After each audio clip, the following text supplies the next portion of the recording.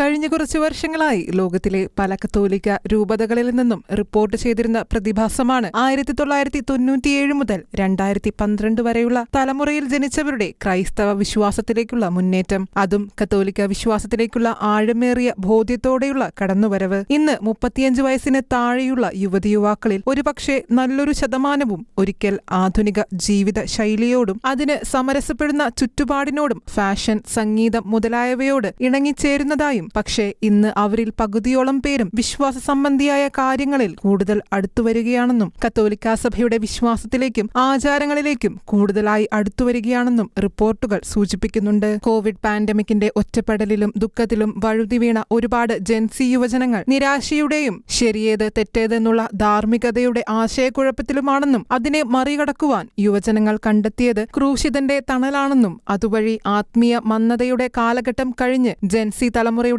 പുത്തനുണർവിന്റെ പുതുകാലഘട്ടം പിറന്നെന്നും അത് കന്യാസ്ത്രീ മഠങ്ങളിലും സെമിനാരികളിലും അൽമായ പ്രേഷിത നേതൃത്വ നിരകളിലും കാണപ്പെടുന്ന യാഥാർത്ഥ്യമാണെന്നും റിപ്പോർട്ടുകൾ ചൂണ്ടിക്കാണിക്കുന്നു.